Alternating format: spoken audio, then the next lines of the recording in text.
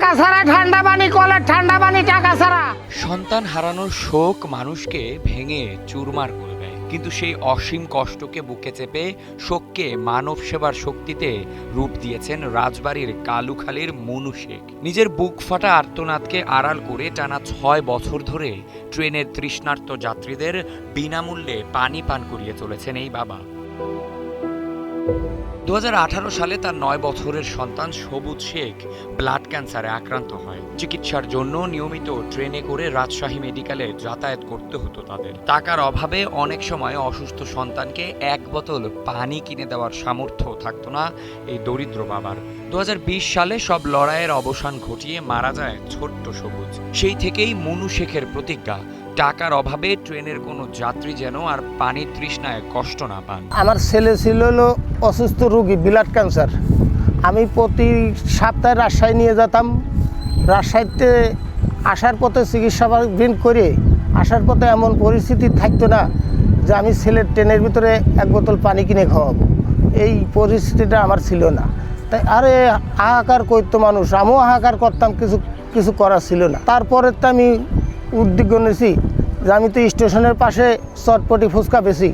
ওই সময় আমি ২ ঘন্টা ১.৫ ঘন্টা দোকান বন্ধ করে দিয়ে এই ট্রেনের যাত্রীদের আমি প্রতিদিন একবার করে পানি খাওয়াবো। দুপুর গড়াতেই কালুখালীর রেলওয়ে স্টেশনে শুরু হয় মনু শেখের ব্যস্ততা। জীবিকা নির্বাহের একমাত্র উৎস ছোট্ট চটপটির দোকানটা বন্ধ রেখে বালতি আর পানির বোতল হাতে ছুটে যান স্টেশনে। ঢাকা থেকে ছেড়ে আসা রাজশাহীগামী নকশিকাঁথা মেল ট্রেনটি প্ল্যাটফর্মে এসে থামতেই তীব্র গরমে হাঁপিয়ে ওঠা তৃষ্ণার্ত যাত্রীদের হাতে তুলে দেন ঠান্ডা পানির বোতল।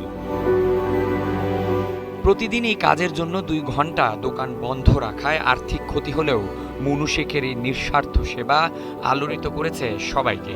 তাকে নিয়ে গর্বিত স্থানীয় বাসিন্দারাও। আমাদের কালুখালীর মন্নু, ওকে নিয়ে আমরা কালুখালীবাসী গর্ব করি, কারণ আজ দীর্ঘদিন ধরে এই স্টেশনে ট্রেন দাঁড়ানোর সাথে সাথেই আমরা দেখি ও বালতি নিয়ে পানির বোতল নিয়ে ছুটে যায় মানুষের দ্বারে দ্বারে।